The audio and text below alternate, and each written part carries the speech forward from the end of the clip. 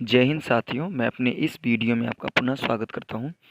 दोस्तों, आज के इस वीडियो में हम लोग बात करने वाले हैं मानव का प्राकृतिक पर्यावरण पर प्रभाव, human impact on the nature environment.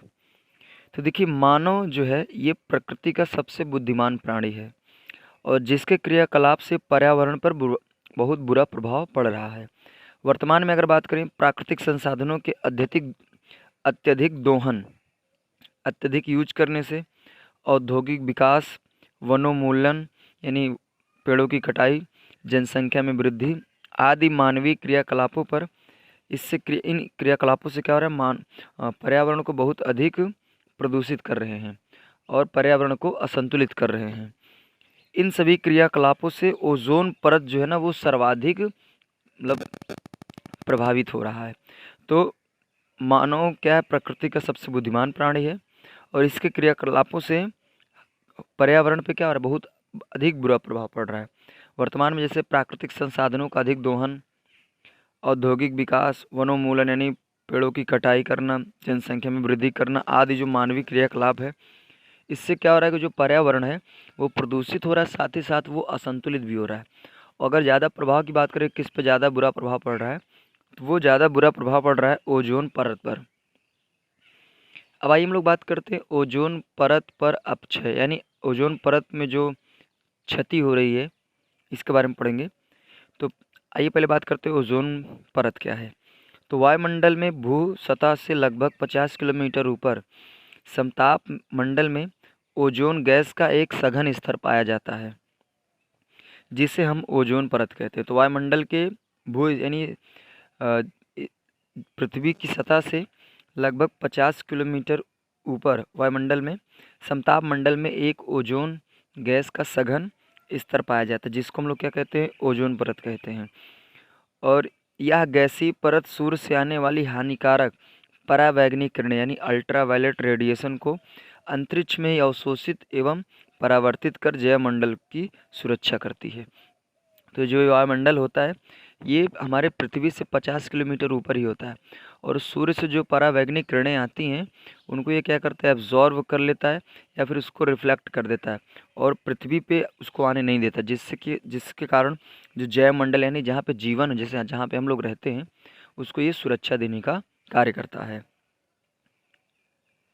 समताप मंडल में सन 1980 से प्राण रक्षक ओजोन परत पतली होती जा रही है। इसका मुख्य कारण है मानव द्वारा CFC यानी क्लोरोफ्लोरोकार्बन का अत्यधिक उपयोग करना। देखिए, समताप मंडल में सन 1980 से जो ये ओजोन परत है, इस पर क्या हो रही है, ये पतली होती जा रही है, यानी इसमें छिद्र होता जा रहा कह सकते हैं। और इसका छिद्र होने का मुख्य कारण यह है कि मानव द्वारा CFC यानी क्लोरोफ्लोरोकार्बन का अत्यधिक उपयोग करना। इसमें क्या होता है, देखिए, क्लोरोफ्लोरोकार्बन में इसमें क्या होता है, फ्रेयान सबसे अधिक घातक गैस है, जिसका उपयोग प्रशीतक के रूप में यानी कूलिंग के रूप में, रेफ्रिजरेटर यानी जिसको हम लोग आम बोलचाल की भाषा में फ्रीज कहते हैं, एयर कंडीशनर यानी AC, गद्देदार सीट, सोफ़ों में काम आने वाली फोम तथा एरोसॉल के स्प्रे में होता है। तो देखिए, जो CFC गैस है इसका सर्वाधिक रेफ्रिजरेटर यानी फ्रिज में, AC में, गद्देदार सीट में, सोफ़ों में और इत्यादि में किया जाता है। आइए नोट पॉइंट पर बात करते हैं।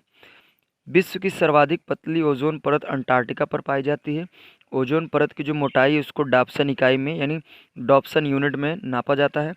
अगर बात करें समताप मंडल में इसकी मोटाई कितनी है, तो इसकी मोटाई लगभग है 330 डॉप्सन यूनिट। आइए अब हम लोग बात करते हैं ओजोन परत के अपक्षय के प्रभाव, यानी अगर ओजोन परत पे जो क्षति हो रही है उससे क्या प्रभाव होगा। तो पहला नंबर बात करेंगे मानव पर प्रभाव। तो मानव पे क्या इफेक्ट डालेगा अगर ओजोन परत छिद्र हो रहा है, क्योंकि ओजोन परत के छिद्र होने से परावैंगनिक किरणें पृथ्वी तक आएंगी, तो जरूर है फिर वो किसी न किसी को क्षति देंगी ही। तो पहले मानव पे बात करते हैं, मानव पर प्रभाव। तो परावैंगनिक किरणें अल्ट्रावायलेट किरणें मानव पर निम्न प्रभाव डालती हैं, जैसे मानव के शरीर में जलन, स्किन कैंसर, नेत्रों में मोतियाबिंद, गंजापन, कम कम उम्र में बाल का सफ़ेद होना, अनुवांशिक विकार। इत्यादि समस्याएं मानव पर होगा। अगर परावैगनिक किरणें अगर पृथ्वी पर आ जाएंगी तो मानव में कुछ ऐसी समस्याएं देखने को मिल सकती है। उसी तरह बात करते हैं पादपों पर प्रभाव, यानी अगर परावैगनिक किरणें पृथ्वी तक आना शुरू कर देंगी तो पादपों पर क्या प्रभाव होगा, और वास्तव में आ भी रही हैं तो ये पादों पर प्रभाव डाल भी रही हैं। तो पादप पर बात करें तो ओजोन परत अपक्षय होने से कृषि, वन, प्राकृतिक पर्यावरण पर भी प्रभाव पड़ता है। परावैगनिक किरणों की मात्रा बढ़ने से अधिकांश फसलें प्रभावित होती हैं, जिससे पादप में प्रकाश संश्लेषण तथा पुष्पीकरण में कमी आ जाती है। तो ये कुछ कमियां देखने को मिलती हैं।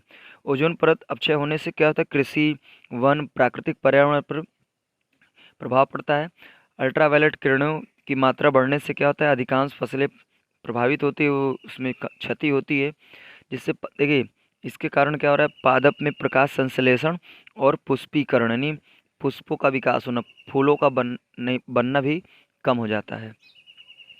अगर बात करें जंतुओं पर क्या प्रभाव पड़ेगा, तो देखिए घरेलू जानवरों पे अल्ट्रावायलेट किरणों द्वारा नेत्र संबंधी रोग, त्वचा कैंसर होते हैं।